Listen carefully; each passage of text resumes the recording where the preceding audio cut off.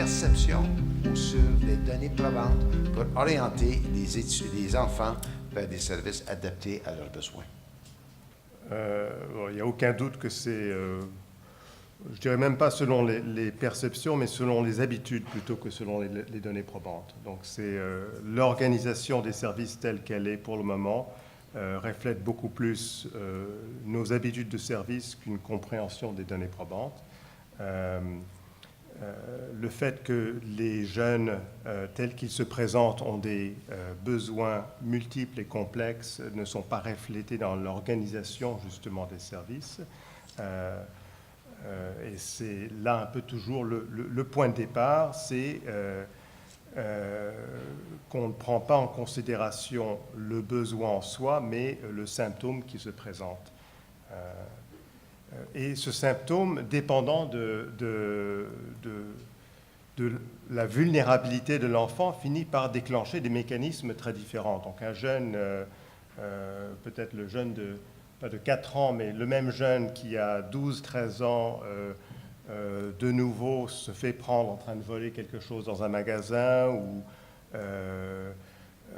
dans un acte de vandalisme, dépendant du quartier. S'il habite chez le monsieur qui a sa belle voiture, dans ce quartier-là, l'acte mènera à une référence à un psychiatre privé, si possible, qui essaiera de comprendre un peu le contexte de ce geste, le contexte développemental. Peut-être que c'est un psychiatre qui sera particulièrement éclairé et plutôt que simplement rencontrer le jeune, rencontrera sa famille et travaillera un peu justement avec la relation avec cette famille. Dans un quartier un peu moins favorisé, dans un quartier un peu plus défavorisé, mais pas le plus extrême, le même geste va mener à un appel à la protection de la jeunesse. C'est par le biais de ces services-là que ce jeune aura accès à des services qui seront maintenant définis de façon beaucoup plus spécifique et étroite, soit par un manque, une négligence de la part du parent ou un problème comportemental au niveau du jeune. Dans le quartier le plus défavorisé, ce ne sera pas la protection de la jeunesse, mais ce sera la police qui sera appelée. Et là, on va redéfinir le même acte par le biais d'un acte criminel.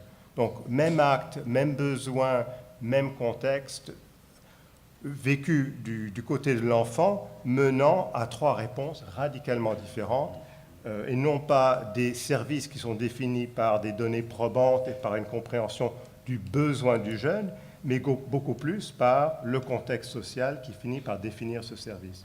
Donc c'est vraiment là notre premier défi quand on parle d'enfants vulnérables. Est-ce qu'ils ont vraiment accès à la même qualité de service, à la même panoplie de services que les enfants des classes moyennes qui ont les moyens, par le biais de leurs parents, d'avoir accès à des services qui ne sont pas nécessairement définis à travers un lens, une lentille légale ou socio-légale, mais vraiment une lentille qui met l'accent sur le besoin développemental du jeune et de son contexte familial. Est-ce que Nick et Gilles, vous avez des choses à ajouter sur ça? Oui, c'est la question des données probantes.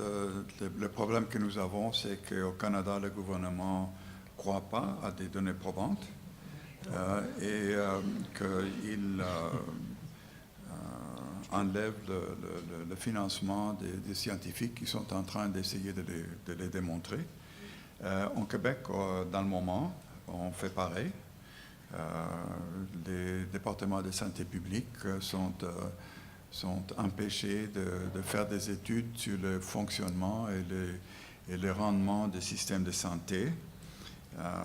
C'est un mandat qui les a été enlevé récemment. Je ne sais pas si vous êtes au courant, mais c'est comme ça. Et pour ceux qui disent dans le gouvernement qu'on n'a pas d'argent, comme vous avez dit, c'est question de priorité. Je pourrais faire une suggestion. Vous trouvez beaucoup d'argent dont on n'a pas besoin de dépenser.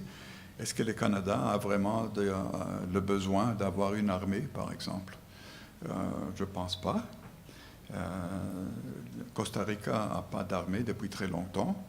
Et eux, ils vivent dans un environnement très mouvementé et dangereux même. Mais ils n'ont pas de problème de ne pas en avoir une armée.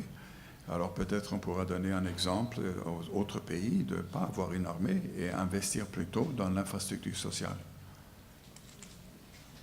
Docteur Julien?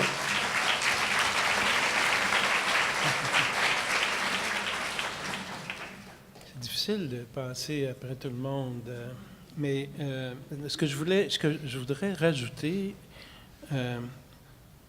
un point important qui va un peu dans le créneau de la question, c'est le danger quand on travaille en milieu de grande vulnérabilité ou de grande pauvreté, appelez ça comme vous voudrez, d'attirer plein de personnes de bonne foi.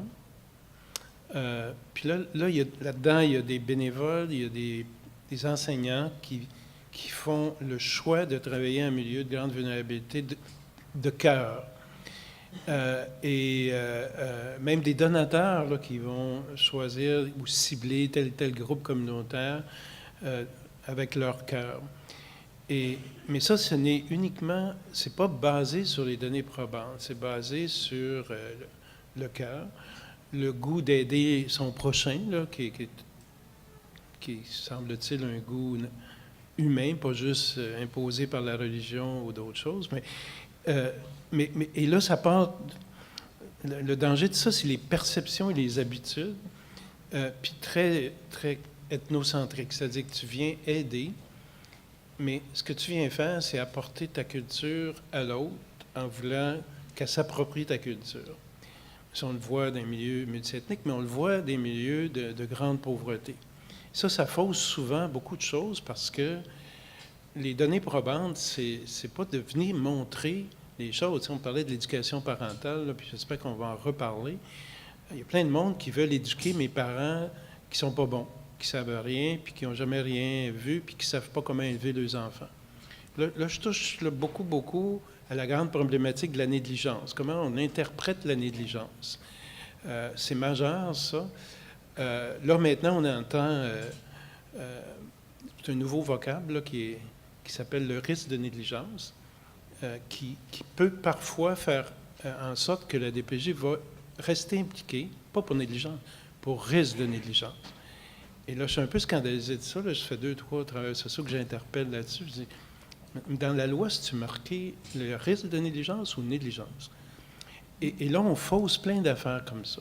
La donnée probante, puisque nos conférenciers nous ont dit ce matin de façon unanime, c'est fais attention à ta culture. Elle est importante parce qu'elle a construit ta personnalité, mais c'est pas la même culture avec qui tu vas traiter, tu vas composer comme intervenant. Et tu dois être à l'écoute de l'autre culture.